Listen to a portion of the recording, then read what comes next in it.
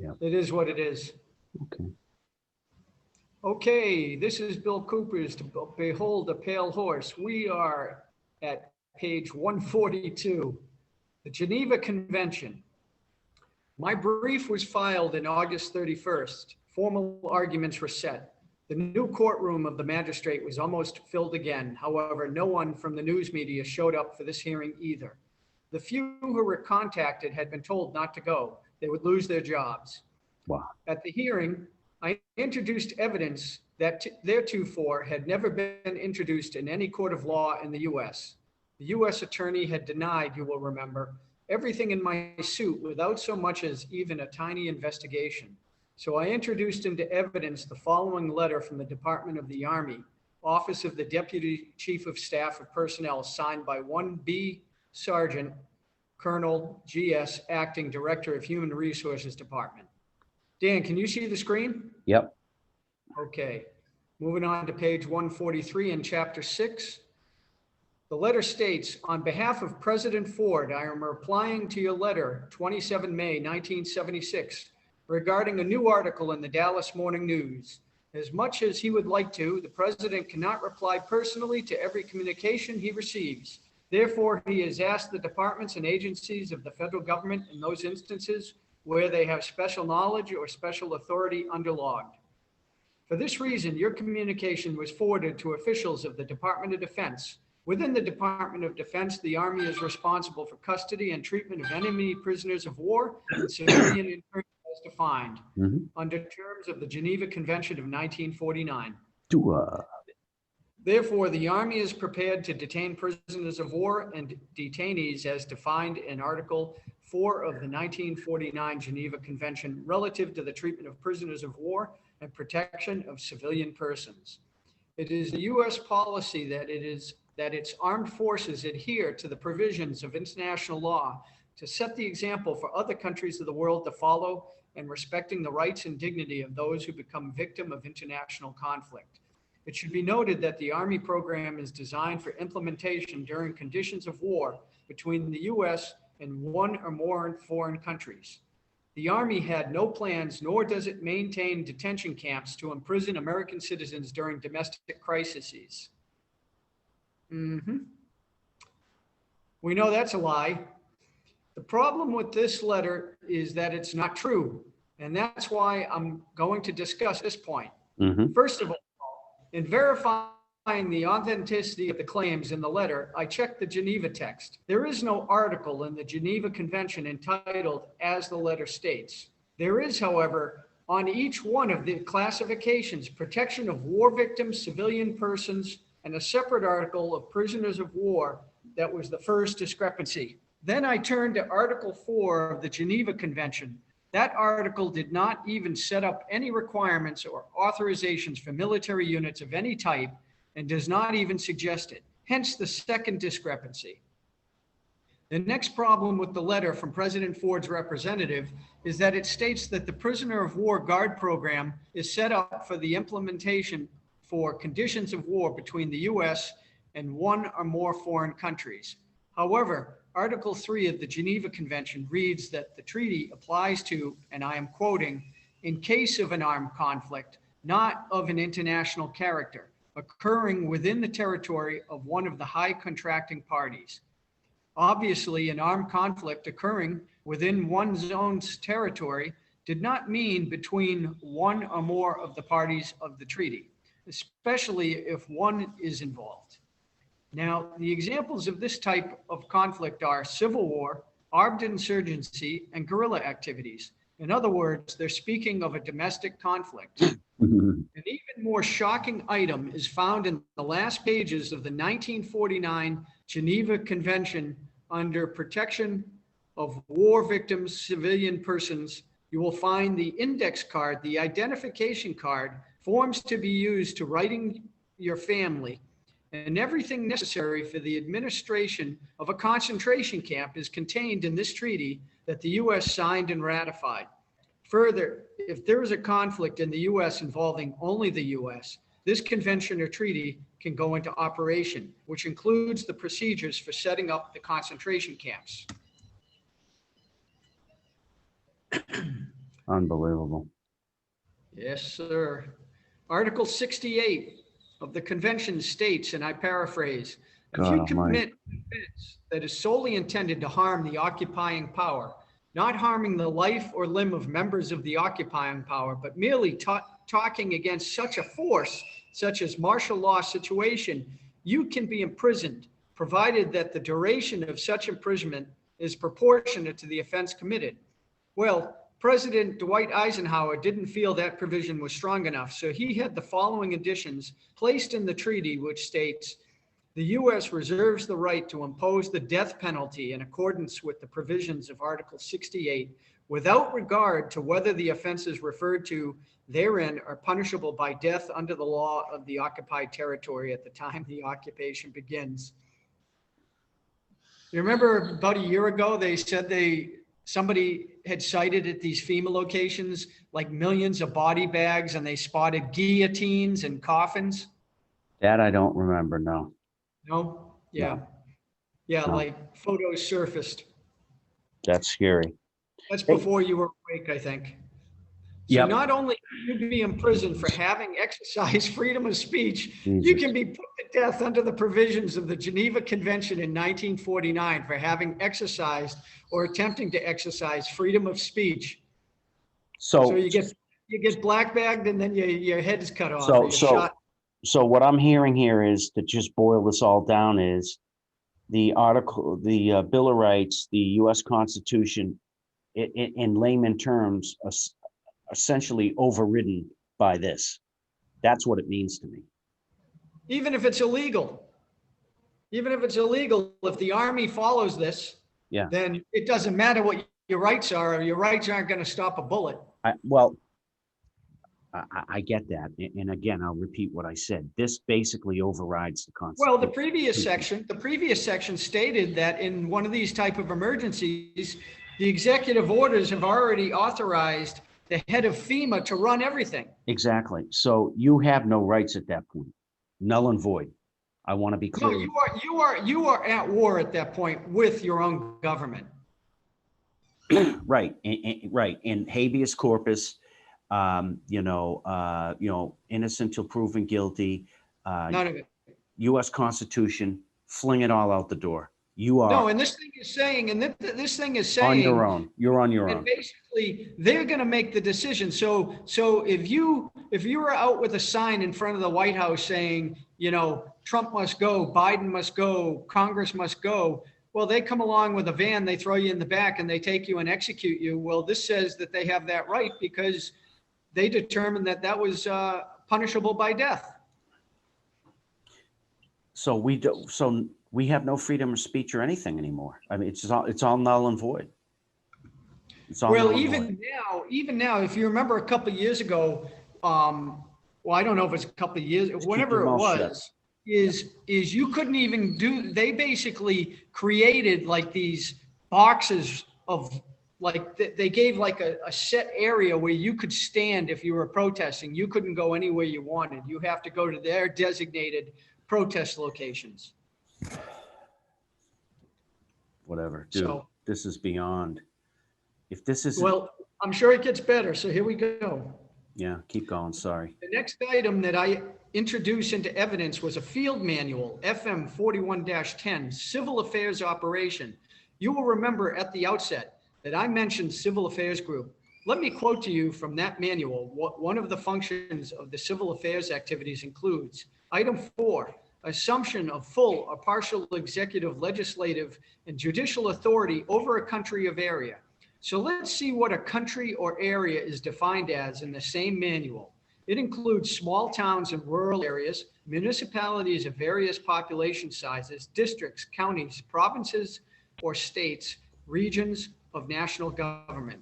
Nowhere in the manual does it exclude this program from being put into effect right here in the United States. As a matter of fact, in Kearney, New Jersey, the Civil Affairs Group went into that area and practiced taking over that government unit. And yet the Army, in its letter of June 16th, states that these programs are not for us. Yet they are practiced here in the United States under conditions that can only occur here at home. The study outline of the field manual, FM 41-10, on page 324, under penal institutions 1-B, you see there is a program on concentration camps and labor camps, number, location, and capacity. It is important to note that a concentration camp and labor camp are always located near each other for obvious reasons. Again, on page D4 of the same manual, you'll find sample receipt for seized property, a sample receipt written English containing terminology applicable to U.S. territory only. On page 8-2 of the same manual, under the heading Tables of Organization and Equipment, we find that there are 3 other organizations that would be working along with the Civil Affairs operation: the Chemical Service Organization, the Composite Service Organization, and the Psychological Operations Organization, along with various civil affairs organizations. This really is, look at either he is totally off base and out to lunch in left field, or this is beyond disturbing.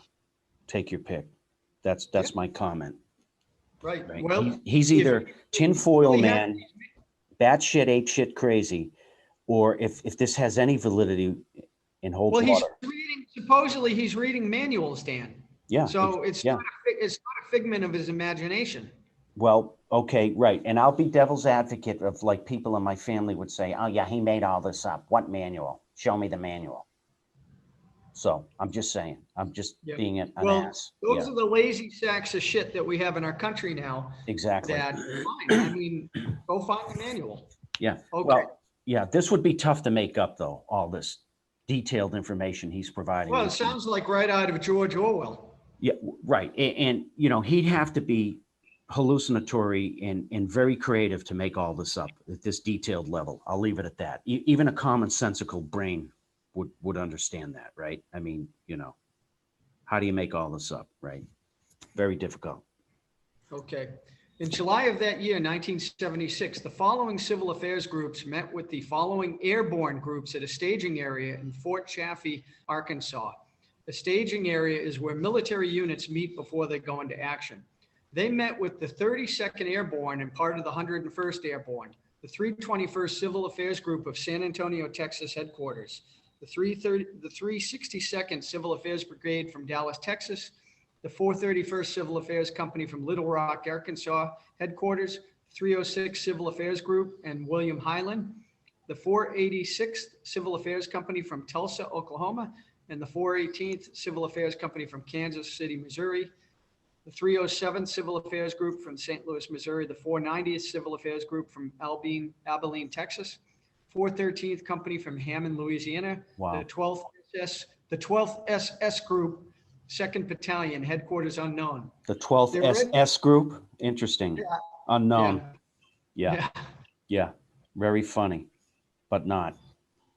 Where are your papers, Daniel? Dude, it's not funny. It's the SS Group, unknown. I mean, give me a break, please. You are not allowed to speak, or you go to FEMA camp. Well, I'm glad you're laughing. It's not funny. None of this is funny. This is highly disturbing. Okay. It's disturbing. I mean, yeah, I laugh when I get disturbed. If you've got an IQ over 60, how can you not be disturbed? I don't propose to be a genius, but this is disturbing. Are you fucking kidding me? All right, let me go on. Yeah, keep going. Sorry. Okay. They're ready to go into action. The problem is, as it appears, they were ready to take over the entire government of the United States as their mission set out. One man who attended the staging area talked to a civil affairs sergeant and asked him what his job was. The sergeant explained that the civilians of the country will really be surprised someday when the civil affairs groups begin to operate the government. Yeah, like what are people in our country going to do? Nothing. Zero. Now the Department of the Army still maintains that all this is not for the United States, yet this training continues here for us. The evidence is overwhelming. The plan exists for the imprisonment of millions of U.S. citizens, and even though all this information was presented to the federal magistrate, he still felt that no one was injured by such a plot. On the second day of September 1976, the magistrate recommended to the federal judge that the case be dismissed, and the sole basis for his reasoning to dismiss was that we have to be actually physically injured before we can maintain a lawsuit of this type. He did not feel that although all this active planning, preparation, and training was going on, that any U.S. citizen had ever been injured, even though the citizen may fear exercising his or her freedom for fear of being detained and imprisoned or killed in a concentration camp at a later date. Here we go, Daniel. Ignoring the Constitution. The case of Tatum versus Laird, heard before the Supreme Court in 1974, is a case in point. It involved the Army intelligence collecting apparatus, which was developing a list of names of persons whom the Army felt were troublesome. Does that sound familiar? It's like Nazi Germany. No. Does that last thing sound familiar? Creating a list of names who they felt were troublesome. Where have you heard that recently? I just said it. Oh, recently. Recently. I Yeah. told you about it. Yeah. The Democratic Party. Yeah. AOC said, I just said are it. we keeping a list of all these people? Yep, exactly. We can hold them accountable for all this damage? And several Democrats wrote back to her saying, yep, we have every one of their names. Okay. The Supreme Court held that the making of lists of this type did not, of and by itself, present any injuries. The minority opinion in that case was that the injury in the case with the program, such as this, made people afraid to use their freedom of speech for fear of being sent to jail for it. But majority did not buy that argument. And I've heard that before, that courts need to see injury or loss or that they determine that there's there's no reason for a case, which is kind of retarded. But okay, the difference between that case and this case, although we also have the computer program, is that we have something much further past that point. The concentration camp guard program and the civil affairs program for the taking over of all functions of our government. In light of that, the federal judge said that this is not an injury. As a matter of fact, the U.S. attorney alleged that even if people were placed in concentration camps, if they were all treated the same way, they would still not have the right to go to federal court. On the 20th day of September, I filed a memorandum to notify the magistrate and the federal judge that I had discovered that the federal government had a program for a number of years to suspend our constitutional right of the writ of habeas corpus. This information substantiated the complaint. Habeas corpus is the name of that legal instrument utilized to bring someone before a judge when that person is being illegally imprisoned or detained so that he or she may obtain his or her freedom. The Constitution states that the writ of habeas corpus shall never be suspended. I found the disturbing information in a report 94-755, 94th Congress, Second Session Senate, April 26, 1976, entitled Intelligence Activities and the Rights of Americans, Book 2. On page 17D, entitled First Amendment Rights, the report states that more importantly, the government surveillance activities in the aggregate, whether expressly intended to do so to deter the exercise of First Amendment rights by American citizens who become aware of the government's domestic intelligence program. Beginning on page 54, it is stated that beginning in 1946, 4 years before the Emergency Detention Act of 1950 was passed, the FBI advised the Attorney General that it had secretly compiled a secret index of potentially dangerous persons. The Justice Department then made tentative plans for emergency detention based on suspension of the privilege of the writ of habeas corpus. Department officials deliberately avoided going to Congress. When the Emergency Detention Act of 1950 was passed, it did not authorize the suspension of the writ of habeas corpus. But shortly after passage of that act, according to a Bureau document, Attorney General J.H. McGrath told the FBI to disregard it and to proceed with the program as previously outlined. A few sentences later on page 55, it states, with the security index, use broader standards to determine potential dangerousness than those described in the statute. And unlike the act, department plans provided for issuing a master search warrant and a master arrest warrant. This is the center of importance. It is the same thing that I am alleging in federal court, and yet the magistrate chose to ignore these facts also. We have government officials not only ignoring the will of Congress, but going the opposite of what the Constitution provides by planning illegally for the suspension of the writ of habeas corpus. In addition, as mentioned before, the master search warrant and the master arrest warrants are forms fed into the computer which print the names and addresses on them from the tapes previously prepared by the intelligence gathering program. As you are arrested, your home will be searched and anything found there may be confiscated. This program has existed since 1946 up to and including 1973, and without proper access to judicial discovery techniques, it can't be determined whether the same plan now exists under the same name or under another name. Now, I also want to interject. Bill Cooper died a month after 9/11. Okay, he was shot to death in his own driveway by federal agents. Now, the thing I want to drive home, imagine how he would have reacted to the Patriot Act and Homeland Security and all these other criminal organizations that now run our country. Yeah, he would have spoken up and been So- more of a thorn in their ass. Yep. Well, the NDAA is by far worse than anything we're reading right now. The NDAA clearly states that your rights are taken away if the government just calls you a terrorist. All they have to do is say, Dan, we consider you a terrorist, and you're gone. That's scary, dude. No phone call. Nobody knows where you went. No habeas corpus. They can hold you indefinitely. You don't even have a phone call to a lawyer for You get nothing. They can take you indefinitely. You know what indefinitely means, right? like forever. Yeah, could be tomorrow. It could be never.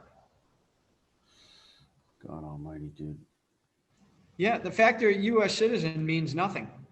Yeah, it goes back to what I said earlier. It's all null and void at that point. It's all null and void. You're totally on your own. So the thing that I also want to drive home is in reading this, does anybody imagine now, Bill Cooper has been dead since 2001. So we're going on 20 years next year. In those 20 years, the intelligence agencies, the FBI has proven itself to be a criminal organization. Okay. As has the NSA and the CIA and all the others. Basically, it's one giant club, as George Carlin says, and you're not in it. And unfortunately, people are going to wake up one day, and when these wheels start turning, you're going to have no recourse. The courts aren't going to help you, as Bill Cooper's saying, right? He's going to court, and they're telling him, come back to me after you've been injured. Yeah, and the other thing is, none of the reporters. And the judge told him, yeah, even if you went to a concentration camp, your rights wouldn't be violated as long as everybody's treated the same. Oh, isn't that something? Wow. Okay. Wow. What rationale and logic? That's brilliant. That's why, you know, everybody's like, oh, well, the Supreme Court. I mean, we don't seem to have a balance of power in this country. Our leaders have been asleep at the wheel because all they've been caring about is basically padding their own pockets. That's it. Yeah, man. That's it. Yeah, that's about right. I mean, we've said it 100 times. Why is it that a middle class, whatever, average person goes to become a senator, a house rep, whatever, at the federal level, and they, you know, at the end of their term, or as long as they're in there or somewhere along the line, and I could throw some big names out right now, so can you, all of a sudden they're a friggin' multimillionaire. How does that work? How does that work? Well, look at the guy who supposedly just won the election. Yeah. And what makes it worse, people have their head up their ass, is he's working with foreign powers, China, the Ukraine, who knows who else, as did the Clintons. The Clintons worked with Russia and China. In fact, they did a uranium deal that sold uranium from North America to Russia. Dude, but nobody gives a shit, brother. Nobody cares, the way I see it. And Speaker of the House, Nancy Pelosi, has made $100 million since she's been in office. And it's not illegal. It's not illegal, people. Like if I was in Congress and I had a sweetheart deal, I could say to my friends and family, hey, buy this. Or if I wanted to get a bribe, this is how the Clintons did it, is when Bill Clinton was in office and he wanted a bribe, he would say, hey, pay Hillary And when Hillary was in office, she would say, pay bill. That is not illegal. They are allowed to do that legally. Okay. Well, So, you know, look, dude, everything you're saying, you're going to be called a conspiracy nut. End of story. That's it. That's it. By the average bear. Well, it's not a conspiracy theory. It's a fact. Everything I'm saying is a fact. A fact. So what everybody should be outraged, and we should basically be throwing all of them out, disbanding the whole thing, and starting over. If we don't do that, I'm telling you right now, Dan, if we do not have the courage to do this, then we're going to get what we deserve. Just like I've been saying to you with all the other things that we've talked about regarding other things, is if you don't have the courage, Dano, then you're going to reap the, you know, whatever. Reap the reverse benefits. Yeah. Inverse well, you know what? Relation. Beat over the head. You know what? I'm sorry if this offends anybody, and I really don't care. But if you don't have the courage to do the right thing, then in my opinion, you deserve exactly whatever negative result comes as a result of you not having the courage to stand up and do the right thing. So, all right, I'll continue here on page 147. Now, okay. This memorandum was filed on September 28th to make the court aware of the danger that our rights of freedom of speech and lawful assembly are in. But the court on September 30th, after this notification was received, dismissed the case. However, in keeping with the practice of federal courts and of actively participating in the obstruction of justice, I was not notified of the dismissal until the 6th of October, which give me just 2 working days to submit any further motion in a 10-day period before time starts running for the appeal. What I have just said regarding the federal courts in Houston is not only my opinion. The Houston Chronicle surprisingly published an extensive document severely criticizing the federal courts in Houston for making up their own rules as they go along with the proceedings, as well as commenting on the communist-like Supreme Court attitude of the judges and the court personnel.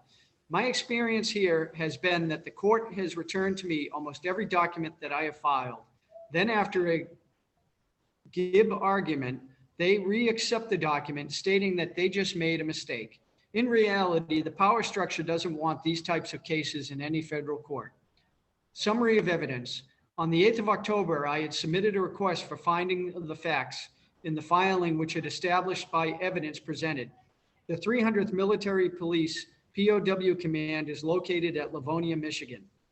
Number 2, the Department of Army has stated that said command exists per the Geneva Convention of 1949, a treaty of the U.S., Article 4 thereof under the title relative to the treatment of prisoners of war and protection of civilian persons. Number 3, however, no such title exists in the Geneva Convention per se. Nevertheless, there are separate titles, one is which is a multilateral protection of war victims, prisoners of war, B, multilateral protection of war victims personnel. Number 5, nevertheless, Article 4 of both titles does not provide for the creation of any military programs for concentration camps. Number 6, whether Mr. Fennerin of the 300th Military Police POW Command has stated that the purpose of the command is for the detention of foreign prisoners of war and enemies of the United States. Number 7, further, Article 3 concerning civilian persons makes the treaty applicable to conflicts occurring solely within the territory of the United States that are not of an international character, which is capable of including any type of conflict in its description, whether it be civil war or guerrilla activity or anything else. The text states, in case of armed conflict not of an international character occurring in the territory of one of the high contracting parties, each party to a conflict shall be bound to apply to the minimum of the following provisions. Number 8, Department of the Army Field Manual, FM 41-10, Civil Affairs Operations of Civil Affairs Organization lists as one of its functions, the assumption of full or partial executive, legislative, and judicial authority over a country or an area, and there is no specific exclusion of the United States as such a country or area. Number 9, Said manual defines country along certain geographical population basis, county, state, regions, and national government. Number 10, said organization has in fact conducted practice takeovers of local and state governments in the continental United States, including but not limited to the state of New Jersey. Number 11, said organization includes in its study outline on page J24 a section on concentration camps and labor camps. Number 12, said organization includes in its operations composite service operations and operations organizations. Wow. Number 13, said psychological operation working with the U.S. Public Health Service is prepared to operate any and or all mental health facilities in the United States as tools of repression against outspoken but nonviolent political conduct of the United States citizens in conjunction with all of the above, which is to be used for the same purpose.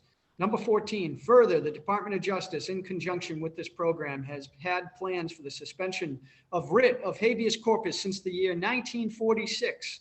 Said plan depriving persons being detained under this total program any means for protection against tyrannical political repression. The plaintiff requested that the court make findings of the fact and draw conclusions of law consistent therewith, as shown by the evidence on record before the court. The effect of this request is that the case must go back to the district judge for further consideration. I mentioned that this has appeared that all this planning for concentration camps was to be directed against anyone, regardless of his political persuasion or ideology, who exercised freedom of speech against the established power structure of international bankers and multinational corporations. But with Proposition 13 type movements threatening to reduce taxes throughout our nation, I foresee an activation of emergency programs so that these parasites on the federal take will continue to receive their checks. That's where we'll leave it, Dano. Absolutely. So we're stopping at, next section is Price of Patriotism, Chapter 6, page 148. I'm guessing that price is somewhat huge. Well, that's why I figure we'll stop there. So any final comments, Dan? No, it's this is fascinating. It's amazing in a lot of ways, in my opinion. And again, you've got to ask yourself. Turn on your camera, dude. Okay. It's amazing. And really, you've got to ask yourself, you know, this guy is either correct. I don't think there's in-betweens in this case.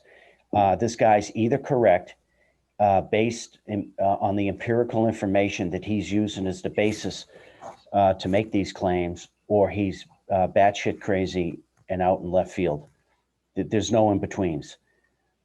If he's crazy and none of this holds any water, has any merit, then I guess you're fine. We're fine. If on the other hand, he's not crazy and this holds a ton of weight as the information itself suggests, and we write him off as just being crazy and a tinfoil guy, that ultimately will be a massive price to pay. That's my comment, that we can't even conceive and imagine. Well, I will also add that before 2020, I think a lot of people would have discarded this as conspiracy nut who got gunned down in his driveway, rightfully so. But after seeing what governments are capable of doing, full of lies, hoaxes, just, we don't even know what the end, you know, we know what the end game is, but we don't know what the next shoe to drop is right now. So right now is the time where we have to stand up to this while we still have the ability before they roll out the troops as they're talking. So is it possible? So all I'm trying to say is that this year should reinforce everything that Bill Cooper's saying. Yeah, good point. Yeah, I mean, I suppose if this doesn't do it, nothing will. If this doesn't do it, nothing will. I don't. Well, what else can you say? Well, I think I think we're definitely going to, and this is my own opinion, and I don't know the degree of, I don't know the scope or degree, but I definitely think that this is going to violence in the United States, in my opinion. I think we're there. I think we're there. I think people are now getting ready. Certain people. I don't disagree. I think, and what's his name talks about it a lot. The potential fracture of certain parts of the U.S. What's the guy's name there? We follow him all the time. You know who I'm talking about. Losing my mind. He thinks there's potential for a fracturing and civil war. Yeah, you mean Doug? Yeah, where certain regions are going to draw their line in the sand based on ideology and philosophy and outright beliefs versus other regions. And I don't have to get specific. I think we all know, most of us that are adults, what those regions would be versus other regions in the country, right? We know where certain regions are just outright, I'll put it this way, blue versus outright red, and vice versa. We know this. And I think you can make an argument that we're reaching a point where, particularly with the leadership, they don't even talk to each other and perform the will of the people. So what are the people supposed to do at that point? What are they supposed to do? Let me ask you a question. What is going to get you off the couch? What's going to get other people off the couch? What would actually, I think it comes down to what Daryl Schoen said. Nobody's going to get off the couch willingly. They're only going to get off the couch when they're pushed off the couch. Mm-hmm. There's a lot of truth to that. Yeah. What's going to actually make you go out and buy a rifle, learn how to use it, and then potentially prepare to use it? Find people that you can organize with. And what is the objective at that point? Is that just to defend your home? Right? That's different than taking back. The problem is you live in Massachusetts. Good luck. Massachusetts been gonzo. Yeah, let's not go there. Don't even get me going.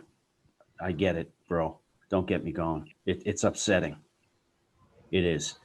I mean, I've got people in my family that are like, hey, we don't need a Second Amendment. What do you need that for? It's antiquated. Throw it out. Yeah, so at that point, you can either go to a state that is more like-minded, like a Utah or Wyoming, right? Or maybe even, I don't know all the different states, maybe in Arizona or Texas. Or in what I'm saying is you're voting with your feet in some capacity, Dan, if you live in a quote unquote blue state, right?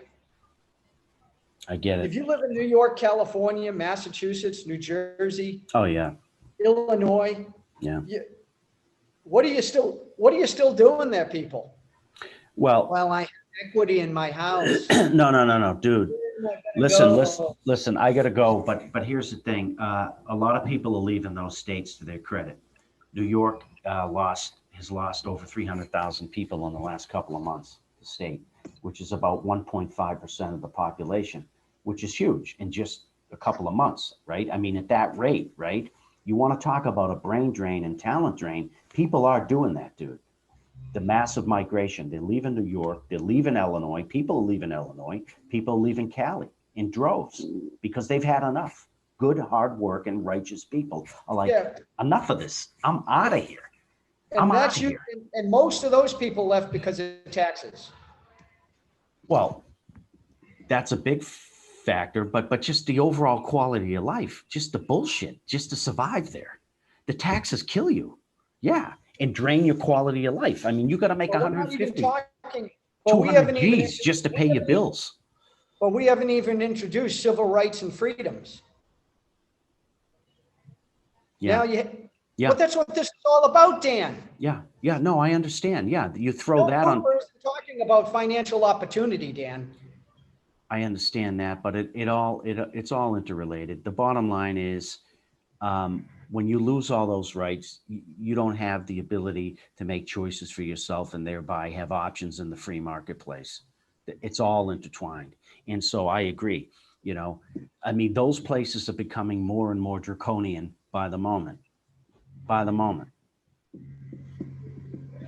And there's a good portion of our population that agree with it. I'm surrounded by people that agree with it.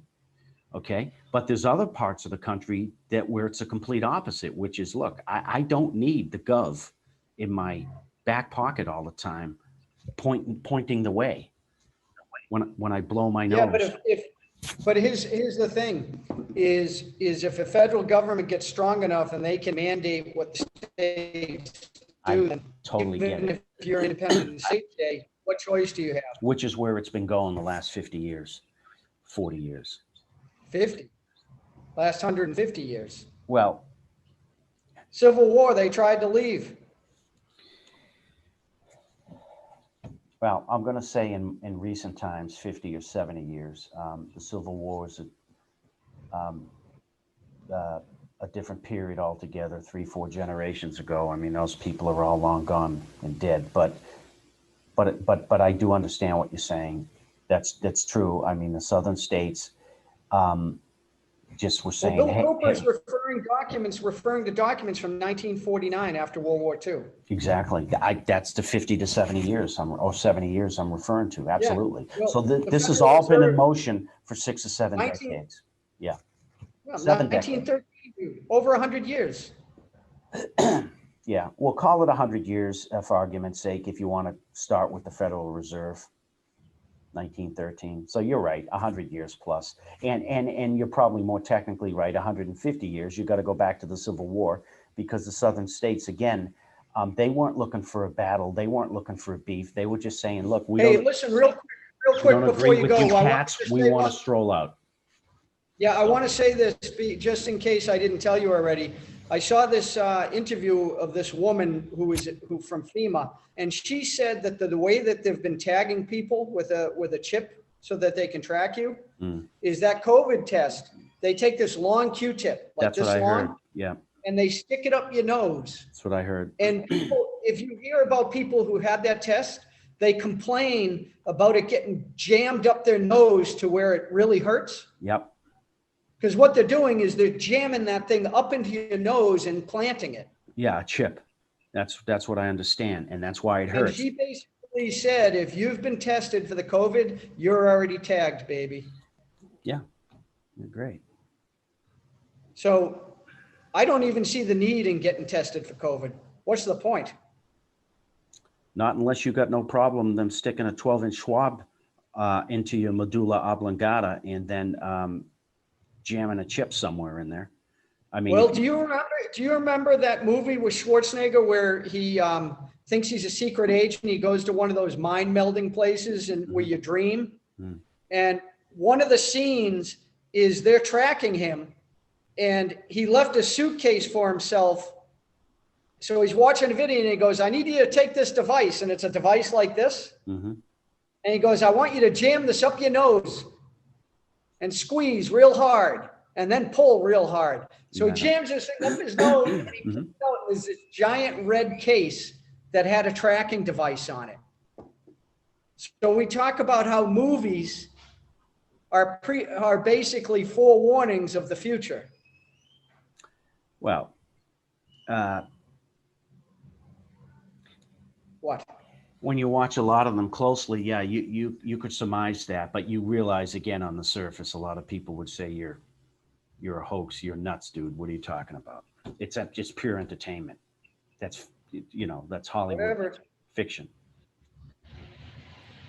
But I'm just saying, I'm being devil's advocate, but the flip side of that is, isn't it funny how we're seeing a lot of this stuff that we've been seeing in movies for 20, 30, 40 years. And it's a lot of this stuff, technology wise, is coming true. But this is why our world's in trouble, because right now, when people watch like a video or read a book or whatever, they like, oh, this isn't worth my time because it's not professionally presented, right? Well, are you more interested in the information or the artistic presentation?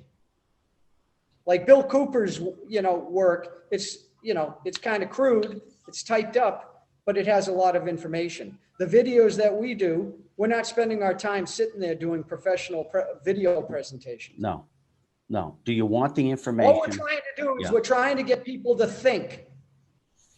Yeah, I agree. Yeah, I agree. Yeah, I mean, yeah, if you just want to be totally glammed out, in your eyes, in total entertainment and awesome thumbnails with girls in string bikinis and stuff.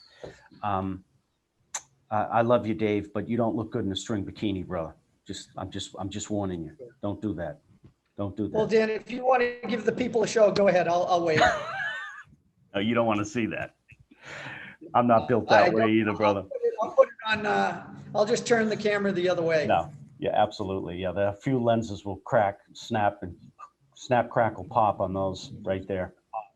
But yeah, no, I mean, yeah, we're just presenting the hard hitting, raw information. You draw your own conclusions. So again, there's no in between here in my mind. This guy, you got to decide for yourself. He's either out to lunch and in left field, or there's some merit here. There's not much in between here, and No, and we're gonna know a lot more in the next couple months. We're gonna know a lot. Oh, absolutely. More in the next couple months. Oh yeah. Hold on. And hold that's on why to your hats. people need to prepare yourself. Prepare yourself mentally, physically, emotional. I mean, we're building up to something. Oh yeah, the crescendo's coming. That's why I just said hold on to your hats, because there is a crescendo coming. We don't know exactly when, but it's coming. And people feel it. That's why they're leaving the cities. That's why they're fleeing certain states and leaving the big cities. They feel it. A lot of them can't articulate it and don't quite understand it to the levels we do, but they feel it in their spirit. And something's telling them, the fight or flight response is telling them, in this case, you need some flight here. You need to get out of here for what's coming. There's a big ass freight train coming down the tracks, brother, and you're sitting on the tracks. You got to get out. It's very well put, and that's the importance of meditation and prayer. Yeah. Listening to your spidey sense. Well, God gave us a spirit, right? Bottom line. And, the colloquial term, I guess, is the conscience, but that the spirit is what gives us the connection to him. And so if you sit down and you allow that to develop, I guess, over time by what you suggested, Dave, you'll strengthen that connection. And he'll actually help you. He'll actually warn you. He really will. It's not fake stuff. But we're so distracted by the world. We're doing 75 activities a day. I got to do this. I got to do that. I got to drive the kids over here. I have to buy this. I'm in debt with this. I got to work 13 hours today. It's no wonder why we're all like this all the time, right? Meanwhile, all this stuff's going down and you don't take notice because you can't take notice because you're gaga and blurry eyed. And then you get up again, do it all over. I'm going to finish with the serenity. Go ahead. I got to go.